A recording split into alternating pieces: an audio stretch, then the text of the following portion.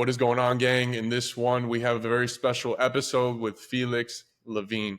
He is someone who's built one of the most elite podcasts in the world, and he's not just talking, he's executing. He's come across UFC legends, founders, operators, and had conversations with multiple OGs, and now he's built something even bigger, not just through content, but through capital. Felix is a venture partner at Bullet Pitch Plus, an investment syndicate where he's helping back early stage companies with more than just money. He's bringing distribution, influence, and network to the table. Felix, what is going on, man? Thank you for being on the podcast, man. What a beautiful intro. Thank you so much for having me, man. I appreciate it. I appreciate that, man. Yeah, so Felix, talk to me a little bit about, first and foremost, what it means to be a venture partner, just to kind of explain that to the audience in itself. Yeah, so I met the founder of Bullet Pitch, a guy named Brett Perlmutter, about a year and a half ago. And it was, one of those people that when you just kind of have a very organic, natural connection and friendship, and we just became really good friends quickly. And because we're both so entrepreneurial and business minded, we were kind of like, okay, how can our two worlds of, me coming from more of the media and podcasting side and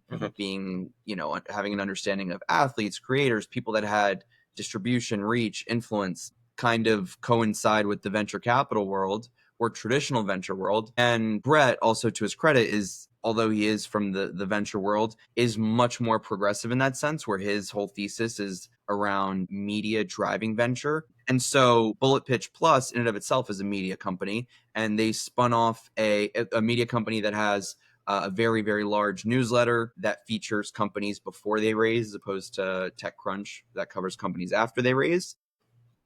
And so out of that, he spun off an investment syndicate called Bullet Pitch Plus, which was for the handful of deals that he thought were worthy investments, would have his LP base invest in, in an SPV, which I can go into for those not familiar later on, but pull together that capital, invest it into the company. And so we were like, okay, why don't we kind of copy and paste that model and do it with influencers, given my background, because influencers, creators, people like that are starting to make a lot of money.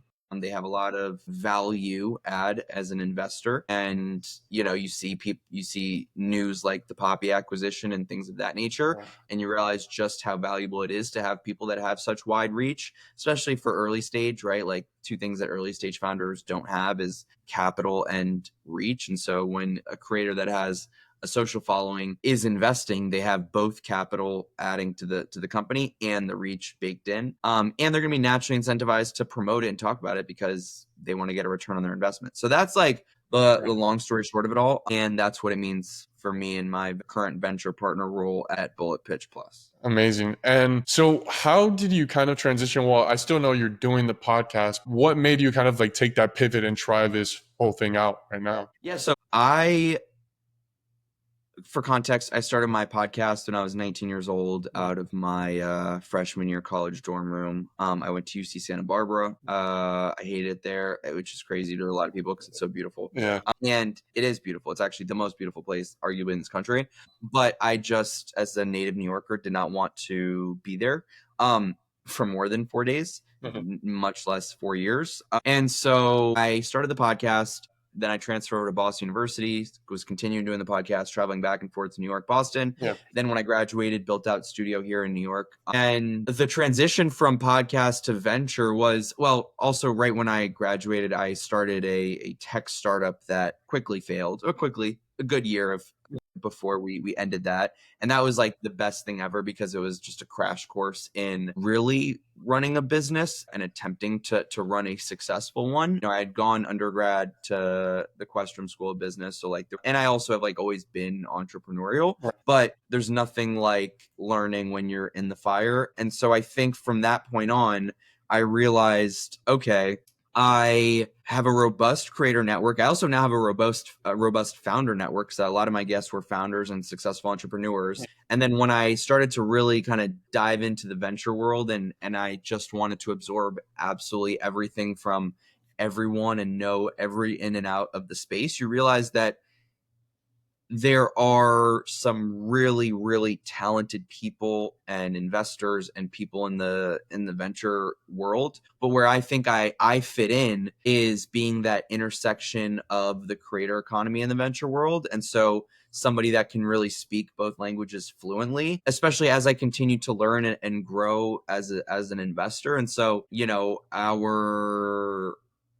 our first kind of steps together with me and Brett have been successful, and now it's really just about kind of not just doing it with him because he has his, Bullet Pitch is his baby, but also for me, kind of I'm working on some things that are going to just kind of allow me to have my own individual space in this world, in this economy. And so I'm very excited about that. And so that's kind of like how I got into it. Got it. No, man, I generally think your story is dope. I was looking at I think it was an older interview from you, probably like a year and a half ago, and you were talking about how you started. I think it was Linux, if I'm not mistaken. Linked, yeah. Link. That was my so that was your baby. It was my baby. It was my test run. It was great. It was great. It was great for it to happen at that age, to learn what I did, and to move on to the next thing. That's how it all starts. I mean, before I did this whole personal brand, I had like a little drop shipping store when I was in college where I would sell bucket hats in Australia. And that did relatively well, but it took me like a year and a half to kind of figure that out. But dude, I respect the hustle, man. It seems like you're making a lot of moves. And I feel like the podcast was like a platform for you to showcase your skill set and make the connections, which for myself, I feel like the podcast is really that in itself. It's more so finding like-minded individuals that are trying to build, trying to grow, that you wouldn't necessarily find in your own circle. And then like to your point in your story, you were talking about how in college you kind of had like a smaller circle more so. And in my case, I was somewhat introvert as well from that standpoint. Like I really just want to work on my own things. And I feel like this podcast space has allowed me to grow in itself. I don't know if you feel like that as well. My whole college experience was weird because it was also like literally dead of COVID. Like half of my college experience was COVID, half wasn't. Actually really 3/4 was COVID. And I think too in college, I realized I'm not a big drinker. I'm not a big partier. Like, I think a lot of people, specifically in the United States, it's like camp for 4 years. And because I get very bothered by feeling like I'm stagnant and not growing. I really wanted to hustle throughout college and because I'm privileged enough to be able to go to college and to have a family that supported me in doing so, which I know is not afforded to everybody. I didn't want to just kick back and drink beer all day. Like, I just don't think that's what it's about, especially as the podcast stuff started working. I felt kind of this high of knowing, sometimes when I would go from like class to drive back to New York to do a podcast interview the next morning, like with like, I don't know, some badass, like multi-million-dollar entrepreneur, whatever, or like Patty the Batty, like, I'm like, yo, like, this is cool. Like, not every college kid is doing this. And then I think in the moment, you don't realize the benefit it has, but over time, because time is this very interesting kind of like compounding factor where you get the track record, you get the insights. And so by the time that I graduated, I was in this funny spot where like I had a little following, I had this network, I had business dreams and aspirations, and I was just trying to, and still now I'm still trying to put it all together. But I did create the opportunity for me to work for myself, even if I was making no money. Right. It just like to at least be able to survive was a win in and of itself, and buy myself time to figure out what I wanted to do. So yeah, I think like the podcast, I always say is like, I really enjoy it. I'm trying to always find ways to continue to love it, but it's such a great vehicle. And because I started early, I think that I'm at an advantage. Got you. And is it something that, I don't know, like you see yourself doing for like the next decade or so, or do you feel like it was kind of like that jumping pad to do this venture capital thing? I always said like, I'll do it forever, not because for any other reason outside of like what it's done for my life. I really, who knows, right? Like, I think what it allowed me to do in the beginning was have an excuse to get in front of people who are smarter than me, more successful than me, more experienced than me. Because if not, like, there's like, 19-year-old college kid wants to talk to me. Yeah, no shit. There's about 2 million others that want that too. Yeah. So that was great then. Now what it's good is, I'm still young. I'm only 25. I'm still like a younger entrepreneur, a younger person in this kind of ecosystem. But it does give me a lot of incredible opportunities to still sit down with people that I want to get in front of, have relationships with, or pick their brain in a way that's more than just like an intimate dinner, and be that kind of like first catalyst to having the relationship. So many connections and network, and like in the last venture deal we did, like a handful of the investors on that deal were former guests on my show. Like, it opens a lot of doors. So never say never on what it looks like. For the time being, I'm going to keep grinding away. I think having a personal brand is super important, especially when you work for yourself in this day and age. I think it's great for business. It opens doors for business. It allows you to make money just off the brand itself, but also like, if down the line I want to raise a fund and I already have the venture background and I have the media background, like I have the creator network and the entrepreneur, investor, founder network, like, yeah, like that's going to really help me in doing so. So it's kind of like, can't downplay the value of media and distribution and brand. Gotcha. No, I agree. I feel like a lot of people still sleep on the whole aspect of content creation. It's kind of like this taboo. And Yeah. there was like a quote that you said in one of your videos, said something like, becoming a creator, or like being a content creator is not hard, but what's hard is actually becoming the creator, like being in the top 1%. And I feel like a lot of people overlook that this is actually takes real work to actually do this. So that, I think, I really appreciate you kind of deep listening to it. It means a lot. But I think I actually stole that line from one of my guests, Brand Flakes, who said something of that nature, where it was like, it's being an influencer is not hard, but becoming an influencer is very hard. And that is very true. And even like today, like I have a little social following, but like in the grand scheme of things, like it's still, to brands, I'm still a micro. It's still, it is hard. Like I think I understand the world very well. As talent, I think that I bring certain things to the table. I think other talent bring other things to the table. But, I'm business minded. And I think that like, you cannot bank on brand deals. You cannot bank on making money as a content creator, because there's going to be a new hungry podcast guy, smart, young, whatever, that's gonna be so much more appealing than me in 10, 20, 30 years. And like, I can't bank on just being that guy, always being the guy of like living just off of like brand partnerships. It just won't work. And to be honest, I'm looking for things that are far bigger than that. So the creator economy, there's misconceptions that it's like this incredibly fruitful and you can get very rich, and you can, but the majority don't. And that's important to remember. No, that's a good valid point. And that brought up something in my head right now, that when I first started creating content, I started on TikTok, and I was just like, okay, oh, for sure, if I just do this every day, I'll go viral. And then once you kind of see like the reality of it, you're like, oh shit, okay, it's not as easy to go viral as I may have thought.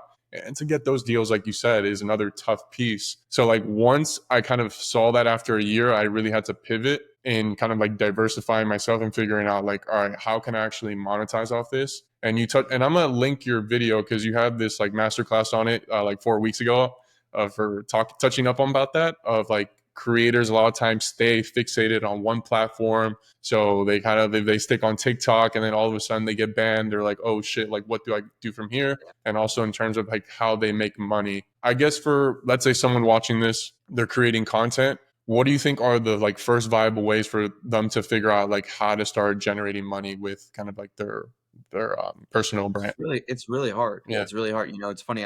So here in where are you based? Boca Raton, Florida. Oh, amazing. I'm jealous. I wish I was there right now. So here in New York, I also so I built out my studio here. I rent it out to clients that want to record here, and I also do a handful of like consulting for podcast content, like this, just for a lot of people, a lot of beginners, but also some people who just kind of want to scale up, monetize, whatever. Right. And it's really hard and it's become ever more competitive now to get into this content creation game, because everybody would love to make a full-time living off of making content. No shit. My best piece of advice is a handful of things. Well, I guess my first piece of advice is there are some people that really treat it like a job in terms of like testing what works and what doesn't, and really leaning into it, and really not being emotional about it. Like there's a, a lot of creators that I know that like have told me all these stories about for the first years, like nothing would pop, like nothing. And they just kind of kept sticking with it, trying something new, and eventually something kind of landed and was very aligned with their personality, brand identity, things that they also felt like they could talk about for a long time. Like there was actually longevity behind the brand. It's not like, oh, like, I'm a young, like feral, like going out person, but like that's going to change when I'm married and have kids. So like Right. where, like people that are really thinking about brands they could build. So I'd say the first thing to really think about is like, what do I like talking about? What am I good at talking about? What do I know a lot about? What's very like easy to mix in with my current life? I think the best content creators that I know are just nonstop in front of the camera recording. And my girlfriend taught me this very well. Like you can record something and not post it, right? And I think that's a misconception that I had, where I was like, oh, if I'm going to record something right now, I'm probably going to post it. Like, no, I can just delete it or never post it. In the video that you created, you were talking about how kind of like content creators should start considering taking equity in terms of just like taking straight up cash. How kind of like walk through that process. Let's say they're a content creator, they have a decent amount of following. How would they be able to negotiate that with brands? So I think first and foremost, not every brand or company is open to that, right? I think the majority of the time with any traditional, so I guess it depends first, like, the size of the creator and the size of the brand, right? So like those are going to be two pretty important factors here. But let's say that it is a brand that is open to doing some kind of cash equity split in return for services. So services in this case would be considered content. So are we talking about like a one-off, one Instagram reel type content brand deal? Or is this a partnership that's going to be a little long-term, a little more long-term, and a brand wants to work with the creator over time, or not just like a little over like a short period of time, maybe over like a long period of time? There's different tiers of what the scope of work and the scope of using their likeness looks like. Then if a brand or a company is open to the equity component, well, there's a couple things to take into consideration. The first is a creator sets rates for their content. So when a brand wants to activate a creator to do a paid content deal with them, usually what happens is the brand reaches out to the creator or their management team, whatever it is, and they're like, hey, we're interested in doing an Instagram reel, a TikTok, and an Instagram story set, which is like 3 Instagram stories is a story set. What are your rates for each, right? And so then the management team, or if it's someone who's just self-managing, will write back and be like, hey, my rate for an Instagram reel, let's say, is $2,000. For a TikTok, it's $1,000. And for Instagram stories, it's $500. And so then from that point, usually in a traditional only cash deal, both sides are kind of going back and forth, because the brand is, or the company's probably going to come back and be like, well, we can't do $2,000 for the Instagram reel, but we can do 1,000. And then the creators can be like, let's try to meet at 1,500. That's usually how it works. Now, if a brand is like, hey, we really want to work with you a little bit more long term, and we don't have the budget, and we want to get like 5 Instagram reels out of you over the next 5 months, but we can't pay you $10,000 in cash because you're $2,000 in Instagram reel, and 5 of them would be $10,000. Would you be open to taking $5,000 in cash and some portion of equity in our company? Because not only do we want to really use you in the short term, but like we think that long term you could be very valuable to the brand. That is a moment that a creator should at least consider what that opportunity looks like. Now, not every time they should say yes. As a matter of fact, probably more often than not, it's probably not the right fit. But there are certain situations where if your brand is all about, let's say, cooking, and I don't know, a new like condiments company wants to do paid branded content with you, and you love their condiments. Let's say it's mayonnaise. And so they come to you and they're like, hey, we want you to do a video about our new mayonnaise launch, but we also want to like really work with you long term. and let's say you love that mayonnaise and you're going to use it in a lot of your cooking videos, and you want to become like, you want to really have a relationship with them, and you want to see this company grow because you believe in this company, that would be a situation where you could go back, and if they're open to it, negotiate some kind of cash and equity split. Why it also is helpful to the creator to do a cash equity split is by maybe taking less cash up front, taking some level of cash. A, it allows you to like make money and survive and make a living. But B, it kind of de-risks what your agreement. So like you're still taking some money in for yourself, and you're also like incentivized now to help this mayo brand really grow. And so if they do, let's say they become the next Poppy or the next billion-dollar company, and you got equity early when they were young, when they were smaller, and not a billion-dollar company. Well, let's say that like at the time that you did this equity deal, you got paid $5,000, and let's say that your equity was worth on paper $5,000, but the value of that company, I don't know, 20x'd over time. Well, maybe that other $5,000 that you received earlier on, now over the course of time, when the company, let's say, gets acquired or whatever, that equity 20x's as well, more or less, with dilution. We can get into that after. Then that $5,000 in equity might be worth close to six figures, if not more, depending, right?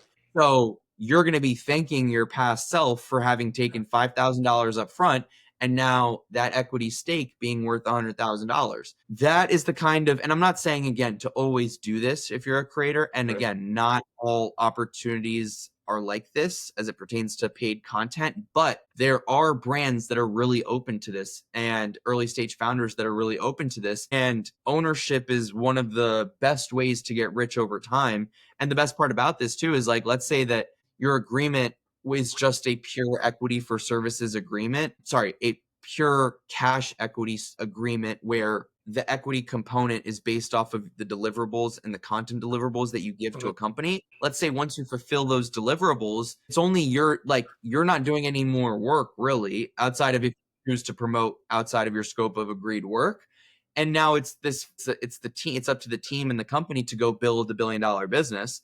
So you basically become an investor, and you've already fulfilled your side of the bargain. So it's like, it's a very low risk way of getting involved and potentially, maximizing upside. Yeah.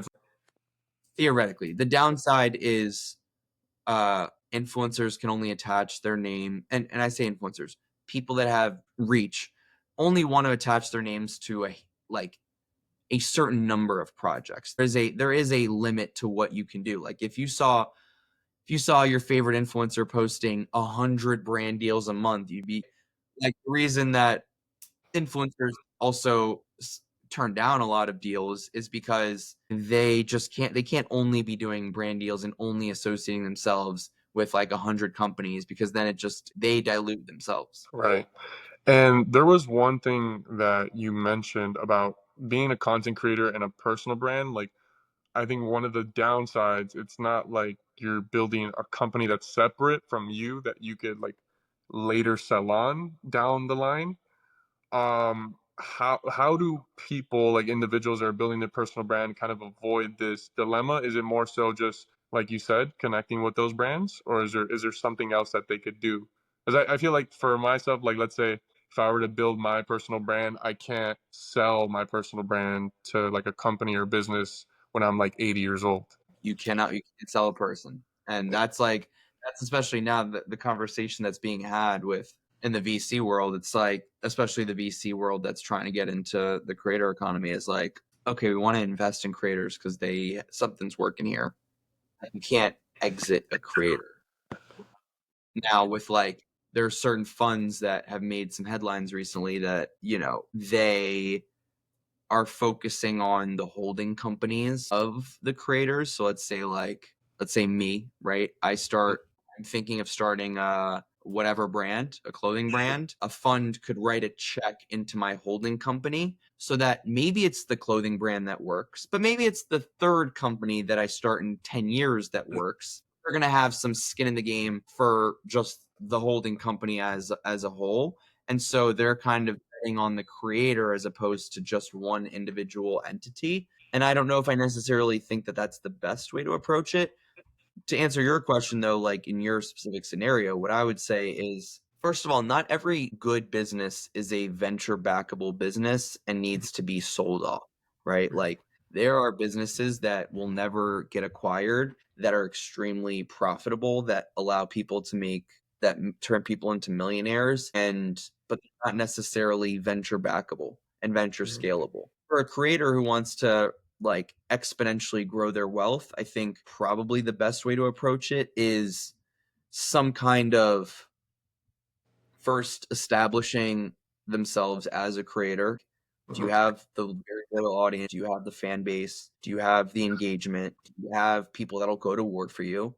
Then I think just to survive and also even, get some capital under your belt so that if you want to even bootstrap a business down the line, you could make your money in those brand partnerships, paid content, all of that stuff is great. Then if you want to really scale up, I think it's like, okay, is there a business that you can start that's on brand that you can already sell to your audience for? So like, my girlfriend's a really good example. She started during COVID a live dating show on Instagram Live called Let's Fucking Date, where she dated men virtually during COVID and it popped off. And then all her fans were like, hey, I want your help when I'm going on dates, like help me out. And she's like, great, I'll create a card game that helps break the ice when you're dating. And so then she sold the fuck one of those. And then now she just signed a book deal. And so in that sense, right, like that's 3 different revenue streams just from one IP, right? And now if theoretically down the line, like if she wanted to like scale that up, I mean, I won't like, give her secrets away, but it's like she could do other different verticals where she continues to grow this empire of Let's Fucking Date. And then like maybe down the line you can sell off a media company that has value. You saw it happen with Hot Ones that sold for $80 million. So there's the media component that you can sell, or you can create an actual service, a product, a brand. And same thing with, I mean, these are the high levels, but like Kim Kardashian with Skims, Rihanna with Fenty. There's things you can do in that, and that becomes exitable businesses. Gotcha. For your podcast, where do you see it? Do you kind of have that vision of doing that sort of exit strategy, like a Hot Ones kind of thing? Or do you more so want to just hold on to it forever? It ain't worth Hot Ones. It's not like what I love to grow it to a place where it really has like a value that I could sell to a bigger media conglomerate. Yeah, for sure. Where I think that I am best off as it pertains to the podcast and my brand is to make myself so uniquely valuable in this ever growing world of understanding the venture capital space and the creator economy, to the point where I can be the person that helps people that have some level of distribution and reach gain ownership into companies that will literally create generational wealth for them. Simultaneously, for myself, I think it's investing into the best early stage companies that either currently exist or are going to exist. I want to be the best picker of companies. I want to be the best servicer of companies. I want to be of value add as an investor. And then ultimately, I think down the line, it's like once I have the track record and proving my thesis correct, go off and potentially raise a fund of my own where I am raising capital from LPs that believe in me to go return their capital well enough and do it on my own. I also love business in general. So like being a part of, as an investor or as some kind of advisor into different business, and it doesn't have to be even like just venture businesses. It could also be like non necessarily venture businesses that are just really positive cash flow, positive businesses that do really well and make kind of passive money in that sense. So I don't know, I think it's just like I love to see people that are building incredible things and to find and being that person that can connect them to the how to help, like being the person that can help be part of them going from 0 to 1 and 1 to 10. That's, I think, what excites me. Amazing, bro. Felix, thank you so much for all the insight on this episode. I generally know people are going to watch this and gain something from it. There's a lot of individuals out there that want to build something in the content creation space, but haven't like taken that steps. And I feel like this could help them navigate a little bit better. Before we go, Felix, where can people find you? Because I was going to mention your podcast name, but then I don't know, did you do a name change recently for the podcast or no? Yeah, it's fun. Actually, so When I first started, it was called Where's This Going? And then I changed the podcast name about a year and a half ago to Unlike Me. And now when you say this, I'm actually with this whole, I'm thinking I'm probably going to have the podcast be really just like creators and entrepreneurs and founders on. So I might kind of rebrand it alongside. So long story short, though, for right now, you can search my name wherever, Felix Levine. My show's called Unlike Me. You can follow me on Instagram at felix.levine. You can watch me on my YouTube channel. Is just my name, Felix Levine. That's where you can definitely find me. Amazing. Well, it was really nice to meet you, Felix. Greatly appreciate it. And thank you again, man. Yeah, appreciate you. Thank you so much, man.